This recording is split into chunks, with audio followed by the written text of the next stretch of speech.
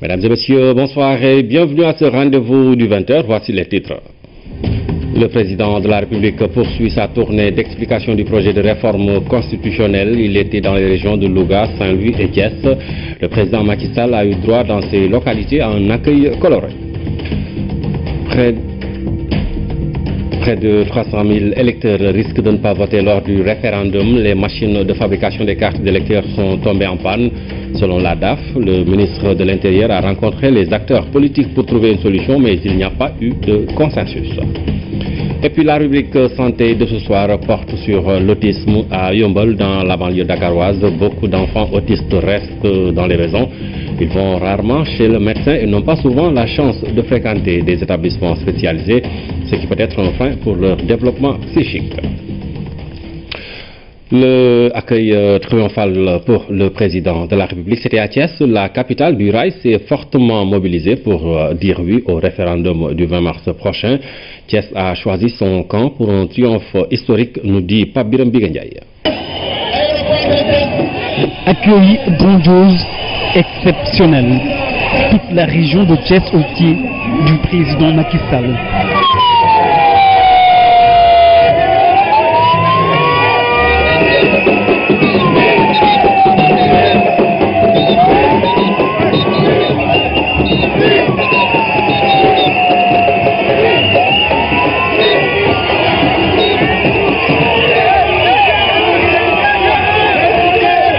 Le triomphe du oui aux allures de plébiscite. Thiès ouvre une nouvelle page de son histoire politique. Elle s'écrit désormais avec le président de la République, Macky Sall.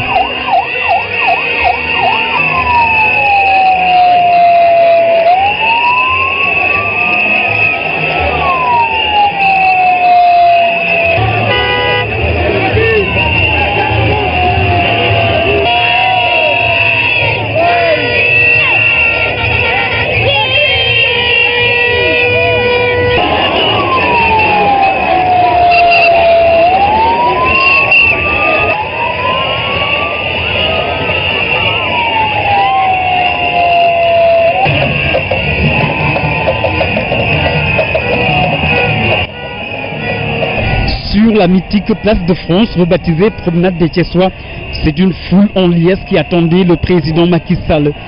Un seul nom résonne au cœur de la ville de Thiès, oui.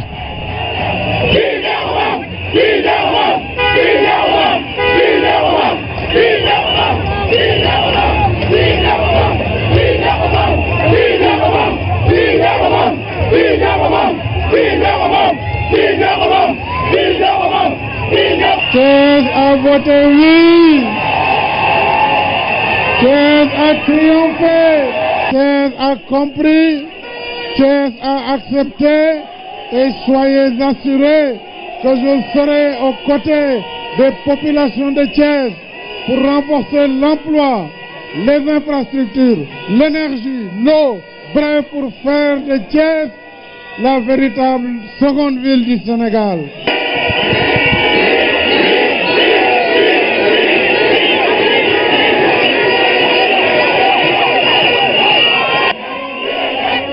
Entre le président Macky Sall et Thiès, le pacte est signé pour un compagnonnage à durée indéterminée. C'est dans l'unique intérêt des populations de Thiès.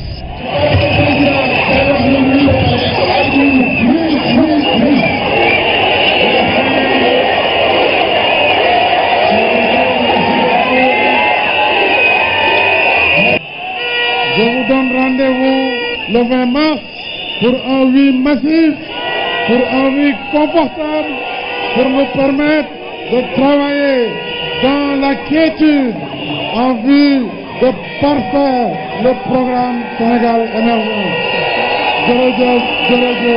Oui, oui, oui, oui, oui.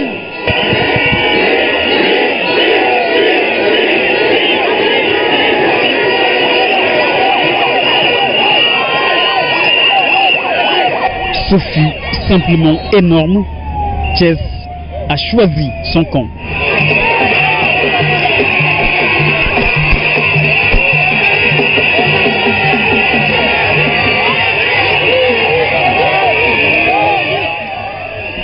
Le chef de l'État à Thiès, les chefs religieux de Sagataguet dans la région de Louga vont voter oui au référendum. Ils ont reçu le président de la République qui leur a expliqué le contenu de la réforme. Les populations ont également manifesté leur détermination pour la victoire du 8 le 20 mars. Sur le chemin, le président de la République s'est arrêté à Kébémer, à Ndande et à Ngaye, au Marning. Tête à tête avec Serigne Abdoul Aziz Sy Al Amine. Dernier acte du passage du président Macky Sall à Tivaouane. Cap maintenant sur Louga. Sur la route des accueils qui démontrent l'adhésion populaire à la réforme proposée par le chef de l'État.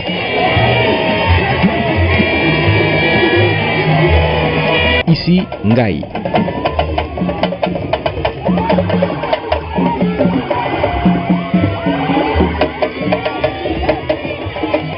Clin d'œil aux militants et leurs responsables qui attendaient le président Macky Sall.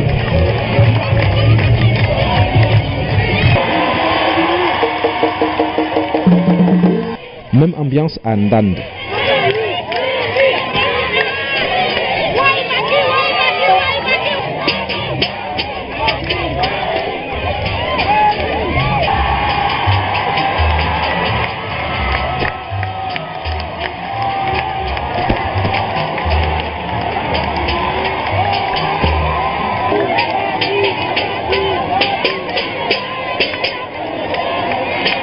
À Kébémer, la mobilisation gagne en intensité.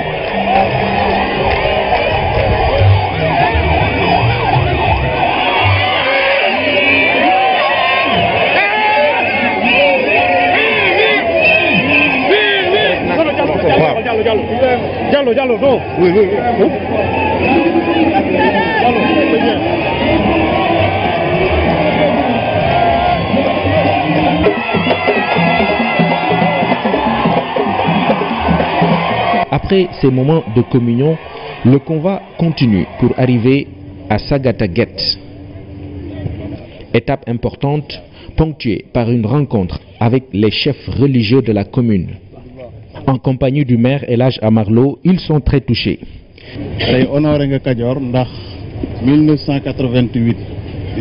Cela fait 28 ans qu'un chef d'État en exercice ne s'est pas arrêté ici.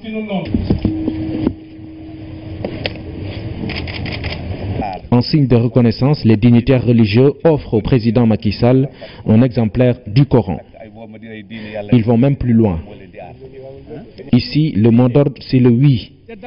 Le porte-parole Dixit.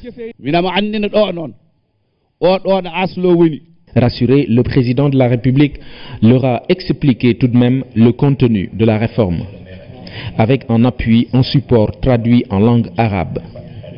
Les marabouts, très imprégnés, ont prié pour le chef de l'État qui s'est ensuite entretenu avec les populations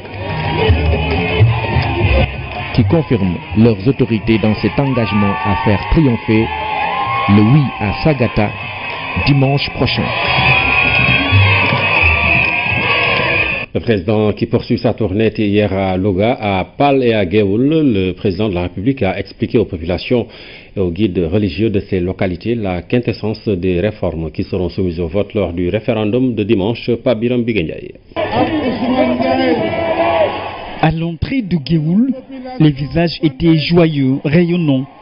Ici, ce sont les populations elles-mêmes qui prédisent la victoire du oui au soir du 20 mars prochain. Dans le fief de la Hadria, il y avait de l'enthousiasme, un partage de communion avec le président Macky Sall qui enchaîne les poignées de main chaleureuses, une complicité fascinante avec le khalife de Géoul, Chérif Bou Aïdara. Géoul sera servi dans le programme de modernisation des foyers religieux. Un engagement du chef de l'État, accueilli avec joie et fierté par les populations.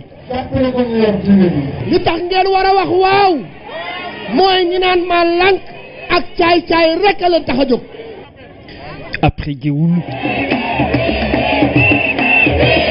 cap sur Louga.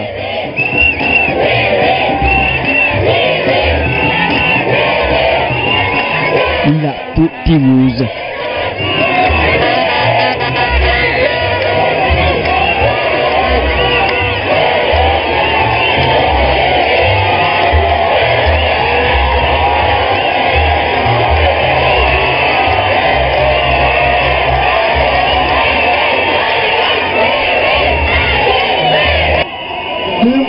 yaakaar naa ni mënoon naa fi sax bañ a jaar tellement le oui est unanime. Louga a réussi le pari de la mobilisation entre leaders de la coalition Benno Bokk Yakaar. C'est une parfaite symbiose qui force l'admiration. Aminata Mbengue Ndiaye, Moustapha Diop, unis pour le triomphe du oui au référendum du 20 mars prochain.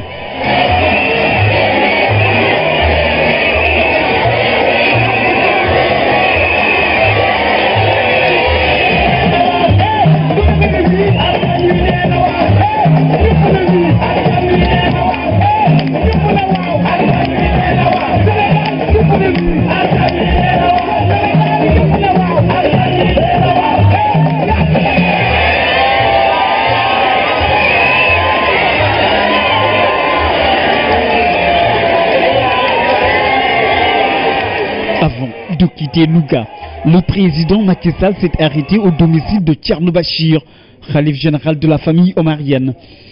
Une visite de courtoisie avant de poursuivre la tournée vers Pal.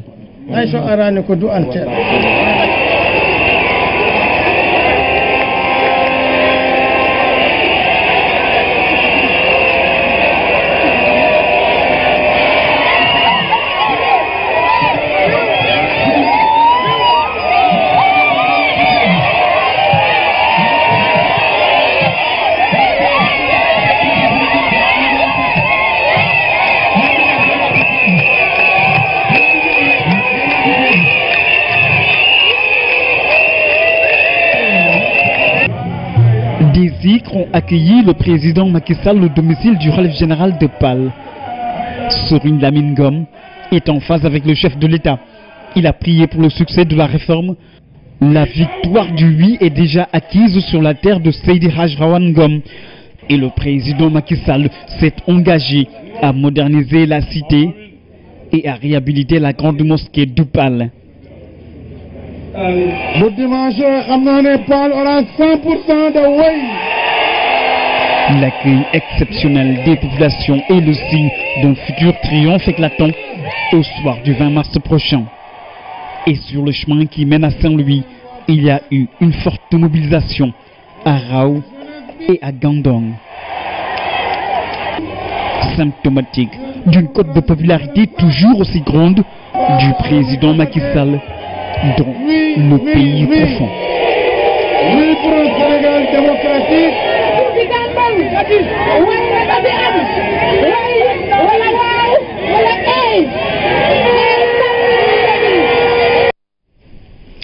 Dans la soirée d'hier, le chef de l'État était à Saint-Louis où un accueil chaleureux lui a été réservé à la place Faidherbe. Les Saint-Louisiens se sont engagés à voter massivement pour le oui au référendum. Aboubakry Kane.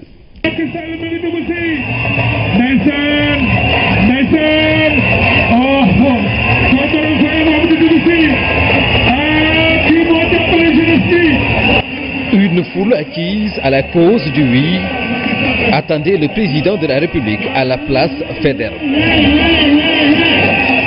Hommes et femmes, majoritairement des jeunes, qui ont manifesté une volonté de participer à la marche du pays et de ses institutions. Une jeunesse mobilisée et une classe politique, notamment la majorité présidentielle, unie pour accueillir chaleureusement le président Macky Sall.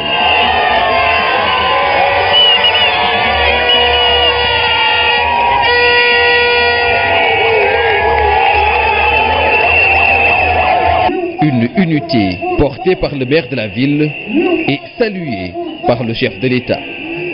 Toutes les grandes œuvres se font dans la collégialité, dans l'unité, dans l'organisation, en appelant et en tendant la main aux dignes fils et aux dignes filles de Saint-Louis, ici présents aujourd'hui, venus d'horizons divers. Vous avez assuré la victoire éclatante du oui au soir du 20 mars 2016.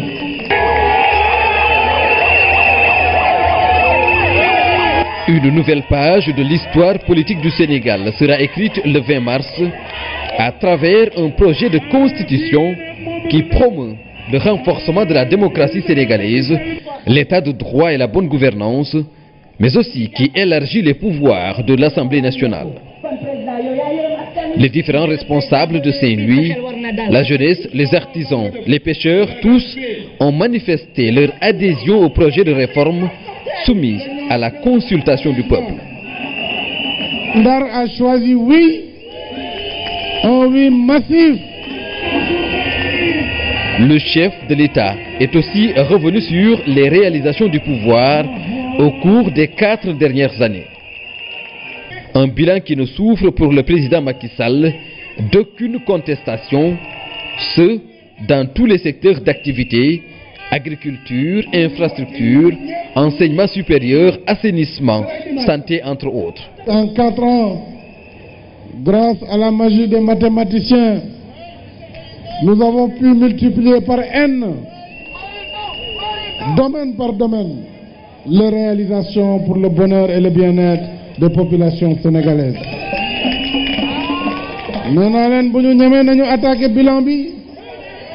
Nous avons attaqué le liggéey ci bopp réew mi. Duñu ko def. Aux populations de Saint-Louis, le président Macky Sall a réaffirmé son attachement et sa considération, tout en mettant l'accent sur les grands axes du projet de révision constitutionnelle. Le Sénégal-là, je dis, ne mérite pas des tripatouillages et des manipulations de la Constitution.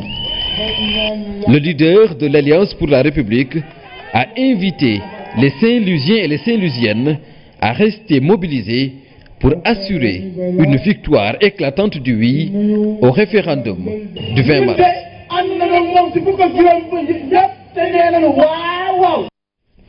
Voilà pour la tournée du chef de l'État dans les régions. Ici à Dakar, la plateforme de veille coordonnée par les femmes d'Africa Solidarité appelle à des élections apaisées au Sénégal. Cette plateforme est composée d'une 50aine d'organisations féminines de la société civile et sénégalaise et panafricaine. Elle veut promouvoir la paix, la sécurité et la participation des femmes dans le processus électoral. Philomène Constance Diagne.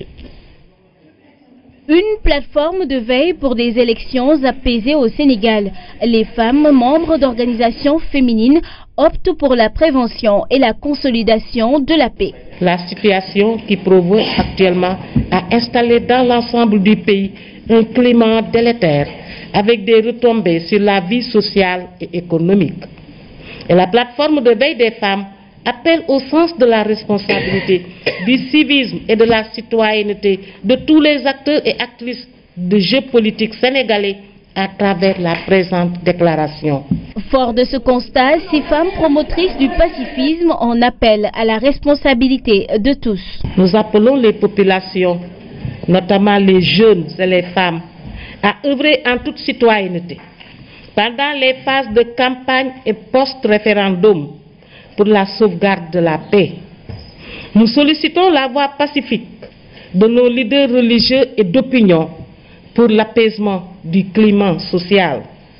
Et nous lançons un vibrant appel à tous les partis politiques et aux institutions gouvernementales à contribuer par tous les moyens au bon déroulement du référendum dans un climat apaisé et se conformer à la volonté du peuple.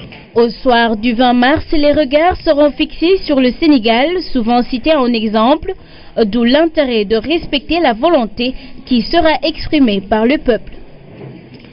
Le ministre de l'Hydraulique et de l'Assainissement a fait le tour des infrastructures hydrauliques en réhabilitation dans la commune de Saint-Louis.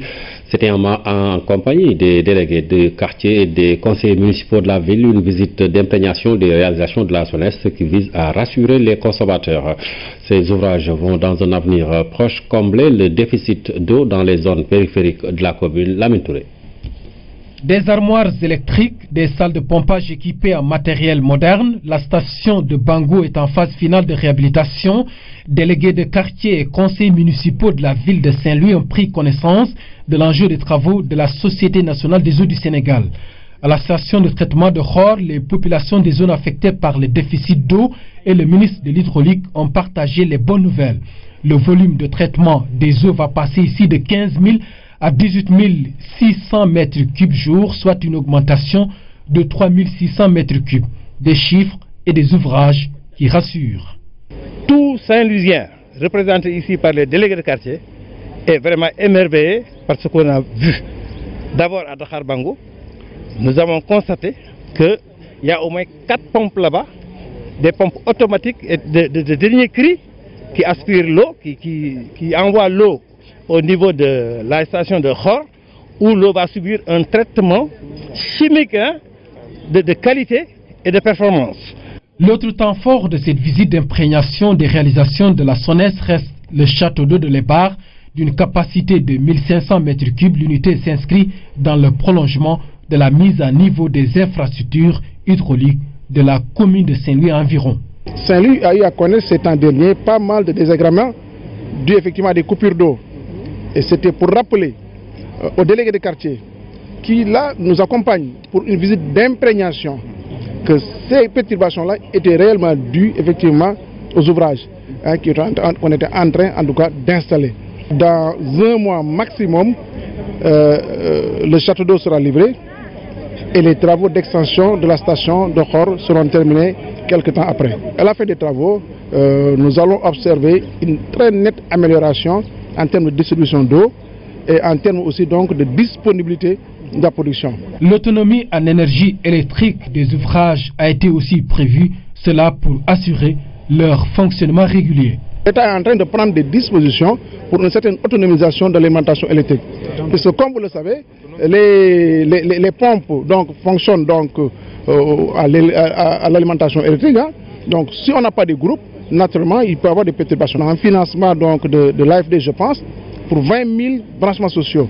Nous allons anticiper au niveau de ces branchements sociaux-là, pour que même dans la semaine, qu'on mette à la disposition des populations, surtout au niveau des zones déficitaires, en termes de branchement, environ 200 branchements sociaux.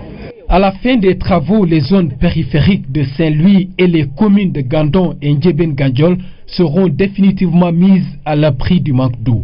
Coût des travaux, 4 milliards de francs CFA. Nous restons dans le domaine hydraulique avec ce ouf de soulagement des populations de Yamoussa. C'est un village situé dans la commune de Dindéfélo. La localité dispose désormais d'eau potable. C'est une réalisation du PUDC Pape Bounachao.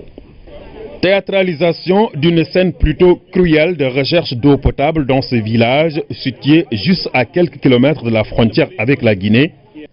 Depuis le dernier passage du directeur général du PUDC, il y a de cela juste 5 mois, bien des choses ont changé pour la petite Aïssatou. L'eau coule en plein milieu du village. Yamoussa était sur le point d'être abandonné pour de bon par ses occupants, car ici, la vie était devenue presque impossible. Sombre page de l'histoire de ce village qui appartient désormais au passé grâce à la rapidité d'action du PUDC. Donnons de l'eau à ces populations comme celle de Yamoussa.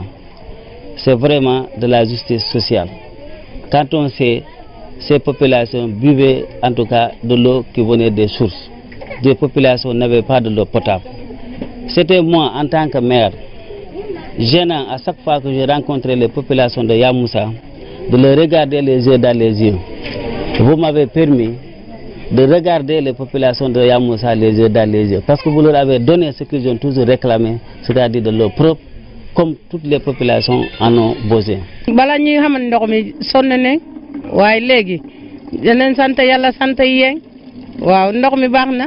Au-delà des avantages socio-économiques que leur offre l'accès à l'eau potable, il s'agit pour le PUDC de confirmer à ces populations qu'elles font bien partie du pays et que l'éloignement n'est pas une fatalité. Aujourd'hui, on est heureux de constater qu'après moins de 5 mois, que Yamoussa bénéficie d'une eau potable grâce à l'intervention du génie militaire et aussi grâce justement à la perspicacité des experts qui ont pu, en un temps record, étudier la faisabilité de ce forage et aussi installer un système d'exor solaire.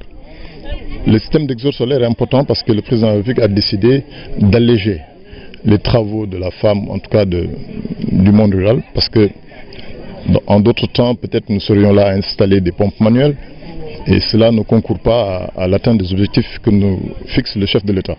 Et aujourd'hui, nous avons pu voir que grâce à cet ouvrage d'un coût global de 20 millions de francs CFA, nous avons redonné un sourire à ces populations. Ainsi donc, la gratitude débordante des populations de Yamoussa se justifie. Ici, des hommages dithyrambiques ont été rendus au président Macky Sall, initiateur du programme d'urgence de développement communautaire. L'Agence nationale d'insertion et de développement agricole ANIDA contribue à l'accroissement des exportations agricoles définies dans le PSE. 10% du quota exporté cette année sont à l'actif de l'agence. C'est dans ce cadre qu'une visite a été organisée dans les fermes de l'ANIDA à Mbour et à Dakar en présence des membres du conseil de surveillance de l'agence et des membres du bureau de suivi du PSE. C'est un compte rendu de Penamo. L'Agence nationale d'insertion et de développement agricole, ANIDA, à travers les fermes réalisées un peu partout dans le pays, contribue de manière significative à l'accroissement des exportations agricoles telles que définies dans le PSE et le PRECAS.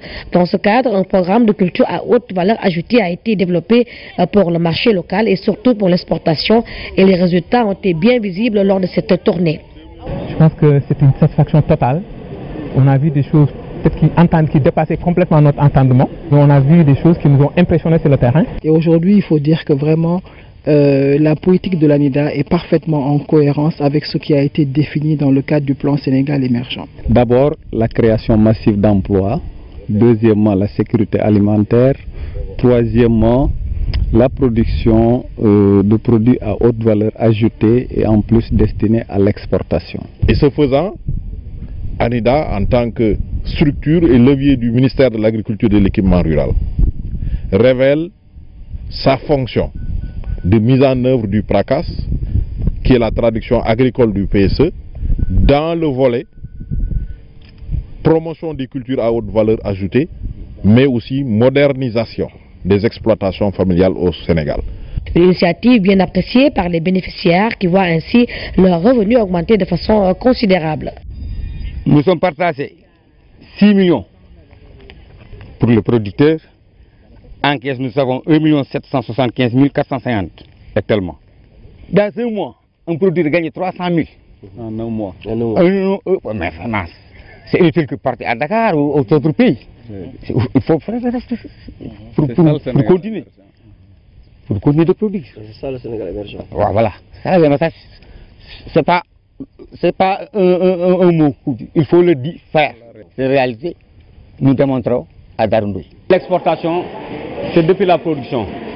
Nous avions l'habitude d'encadrer de petits producteurs qui faisaient de la production. Mais avec la traçabilité, parce que l'Europe a besoin de savoir ce qu'il consomme. C'est ce qui fait que nous avons mis une chaîne de valeur. Depuis la production, tout est produit dans cette ferme, conditionné, récolté dans la ferme et conditionné dans la ferme, réfrigéré dans la ferme et expédié, embarqué dans la ferme. D'ailleurs, 950 tonnes d'haricots et autres variétés sont attendues de ces fermes visitées et sont destinées à l'Europe, plus particulièrement l'Italie et la France.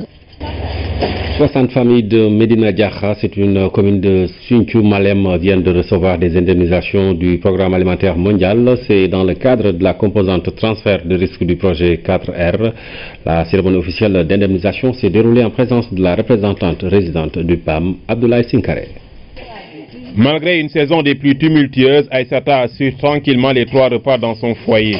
Ceci grâce en partie à l'assurance agricole du programme alimentaire mondial.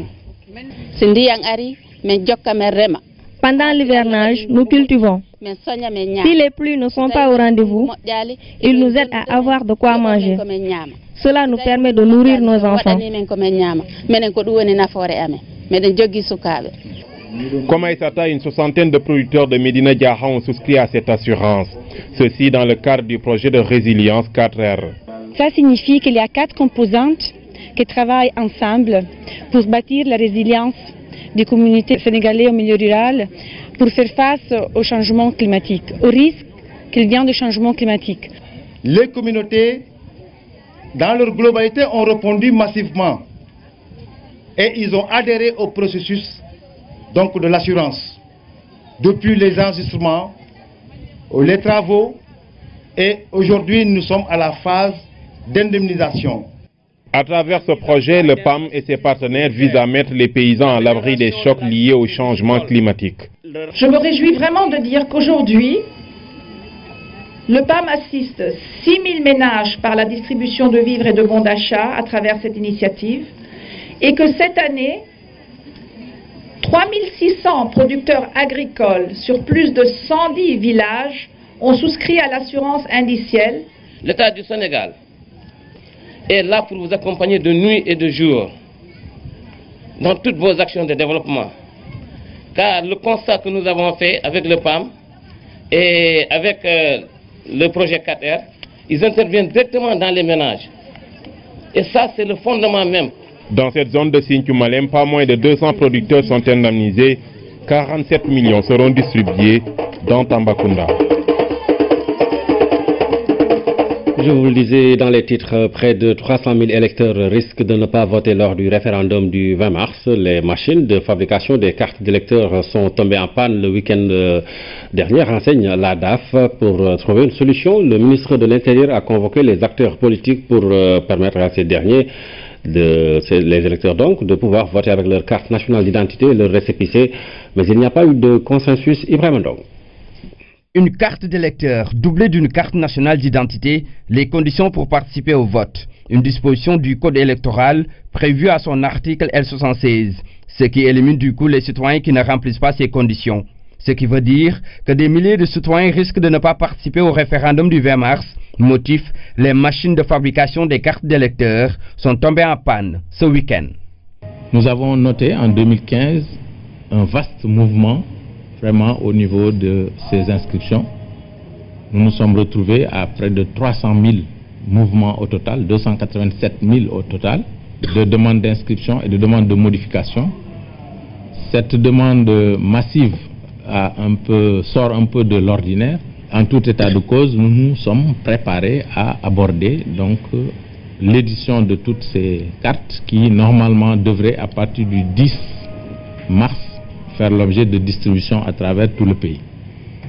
Malheureusement, comme il peut arriver à tous les niveaux, nous avons eu des incidents techniques qui nous ont amenés à arrêter l'opération en cours.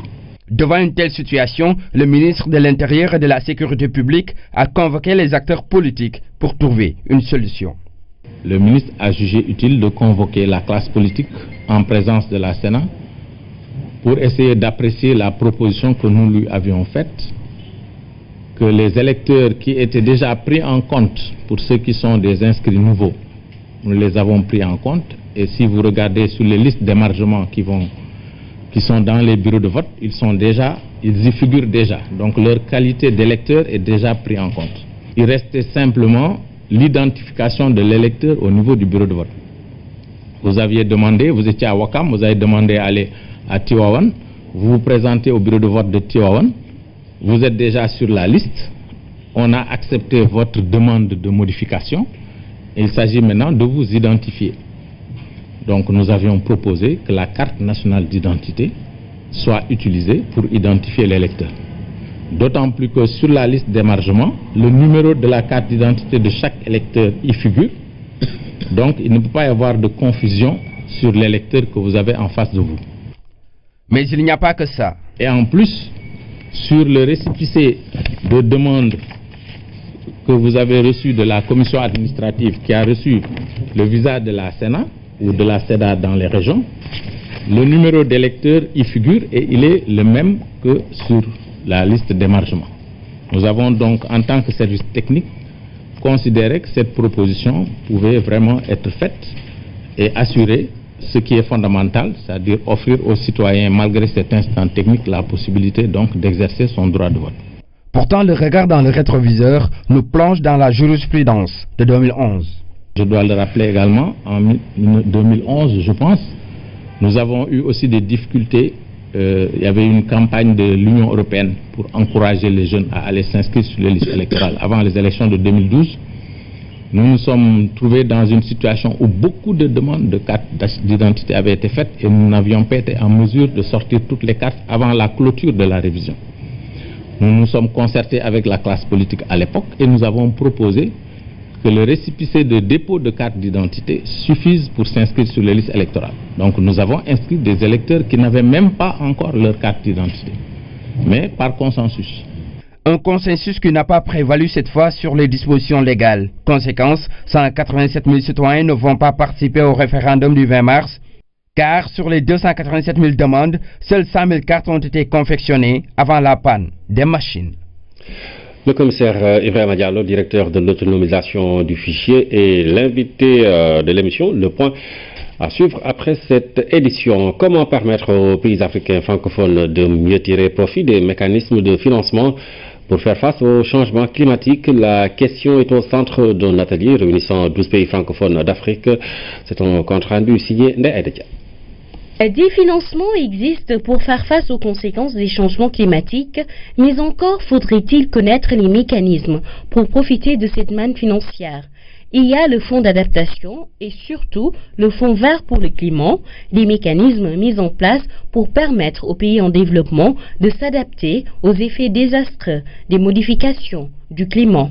Le premier critère d'éligibilité, c'est être d'abord un pays en développement, partie à la Convention cadre des Nations Unies sur le changement climatique. Ça, c'est le premier critère d'éligibilité. Et au-delà, maintenant, le projet que vous soumettez doit être un projet dont la problématique est liée au changement climatique et qui va bénéficier d'abord aux communautés les plus vulnérables dans votre pays. Le centre de suivi écologique est la seule structure accréditée au Sénégal. Et pour familiariser les acteurs de l'environnement avec les procédures et mécanismes de financement, il a partagé son expérience avec 13 pays francophones en conclave à Dakar. Nous sommes dans un processus de mise en place de plateformes d'échange francophones sur les questions de finances climat, qui passe d'abord par la mise à disposition des outils qui existent et la mise à disposition de l'information, mais aussi un accompagnement de ces pays-là pour qu'ils puissent aussi être accrédités et bénéficier des modalités d'accès direct à ces ressources-là. Et in fine les appuyer pour monter des projets bancables qui leur permettront de répondre présent à l'image des autres pays anglophones et autres qui souvent ont souvent la part belle dans la distribution des ressources. Tout le processus pour en fait entrer en vigueur, pour entrer en contact avec le conseil d'administration du Fonds vert climat, du Fonds d'adaptation, tous les mécanismes sont en anglais. Donc l'avantage c'est que l'IFDD nous permet de traduire ces textes-là en français et qu'on puisse partager en fait les expériences, comme on dit, c'est une coopération sud-sud. Cette rencontre de Dakar est organisée en partenariat avec l'Institut de la francophonie pour le développement durable. Objectif, renforcer les capacités des pays membres de la francophonie en matière d'élaboration de projets destinés à atténuer les conséquences des changements climatiques.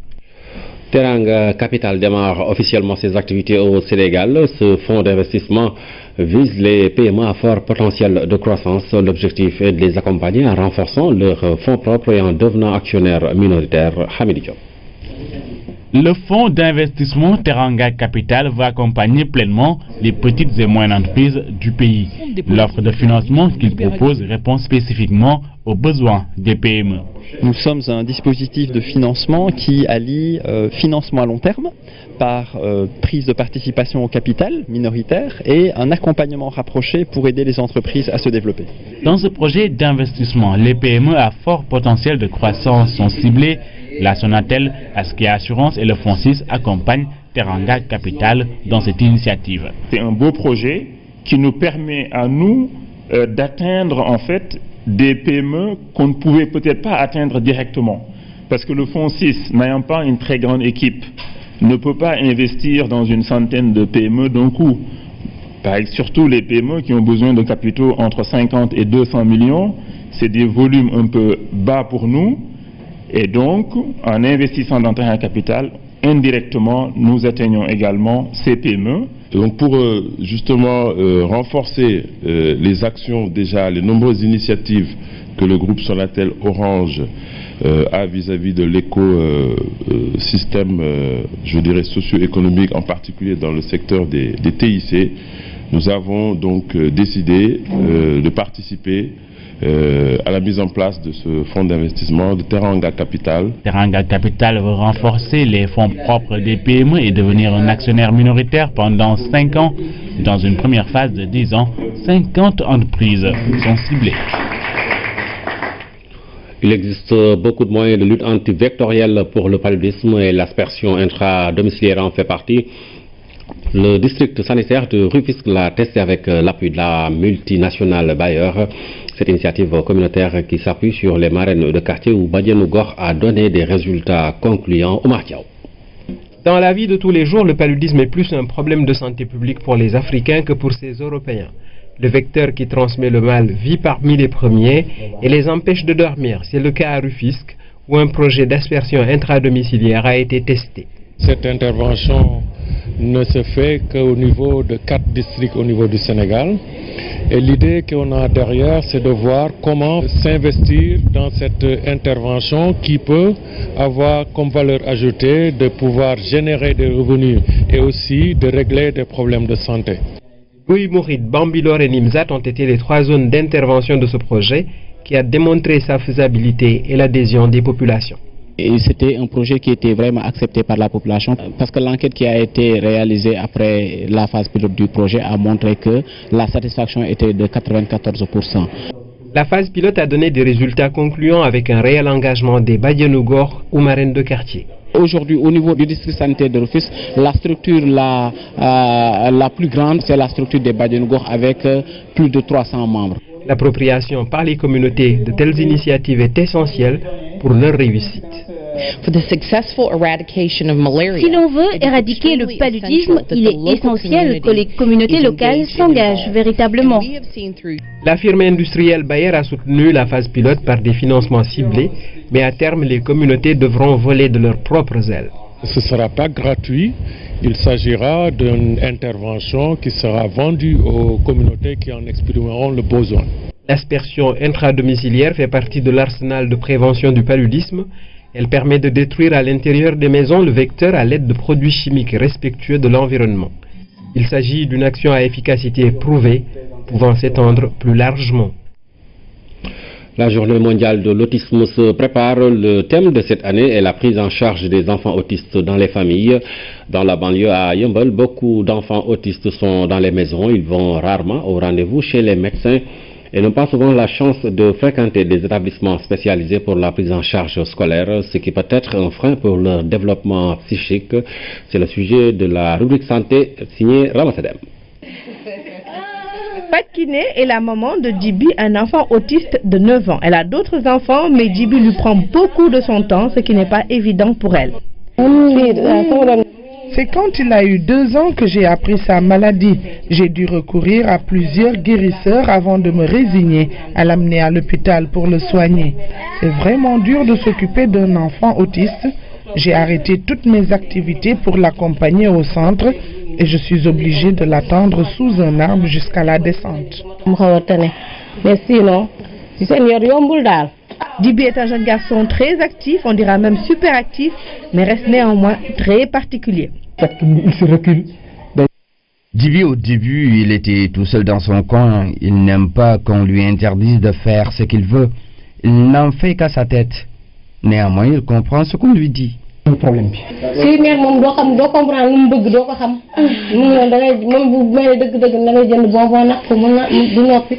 je sors avec mon fils, mais c'est difficile car c'est pas tout le monde qui le comprend, surtout dans les transports en commun. Quelquefois, il perd patience et se met à crier.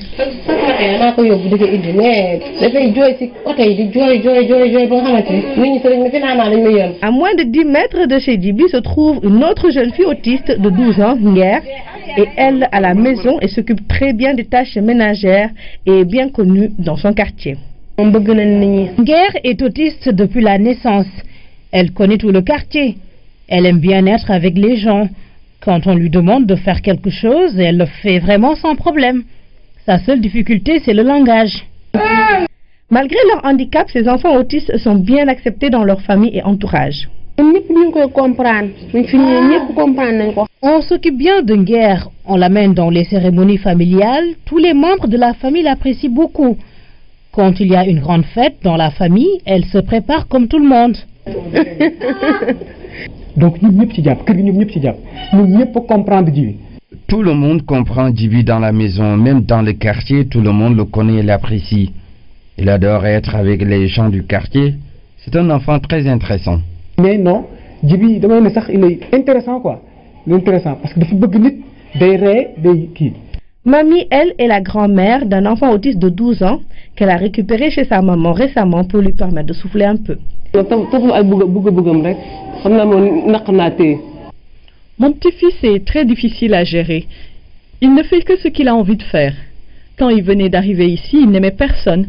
Mais maintenant, il accepte mieux son entourage. Par contre, il est très intelligent, je trouve. Et il manipule très bien les nouvelles technologies. Il est intelligent, moi. Les enfants autistes vivent dans leur monde avec un comportement spécial. Mais ils ont chacun leur degré d'intelligence. Leur